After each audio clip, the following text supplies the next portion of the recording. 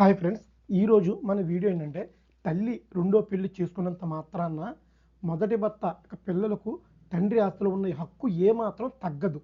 అది ఏంటి అనేది మనం చూద్దాం.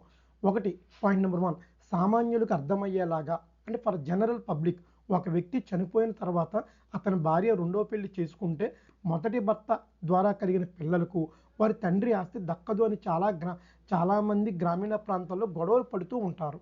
అయితే తాజాగా సుప్రీంకోర్టు తీర్పు ఏం చెప్తుందంటే తల్లి రెండో పెళ్లి చేసుకున్నంత మాత్రాన పిల్లలకు తండ్రి ఆస్తిలో ఉన్న హక్కు ఏమాత్రం తగ్గదు అనేది చెప్తుంది. అయితే దీనికి కంటిన్యూషన్గా వారసత్వం. ఓకే, దీన్ని ఏంటంటే తండ్రి ఆస్తిలో పిల్లలను క్లాస్ 1 వారసులు.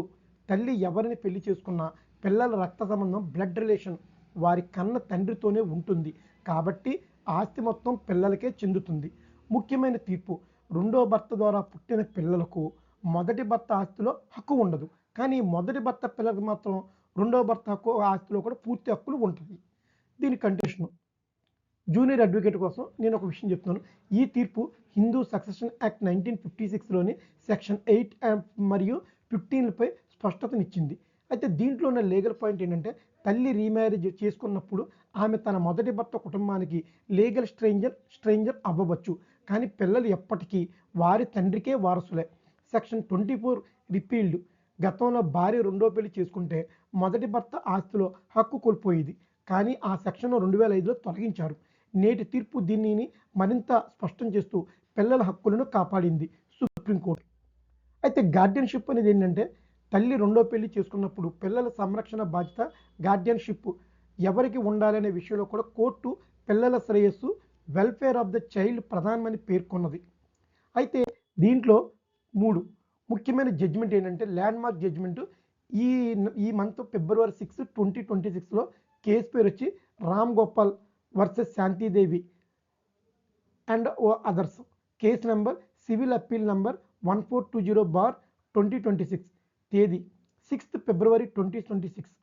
కోర్టు గౌరవ supreme court bench of justice Suryakant and justice K V Viswanathan గొప్ప తీర్పుని పిల్లల కోసం, పిల్లల సంరక్షణతో ఇవ్వడం జరిగింది.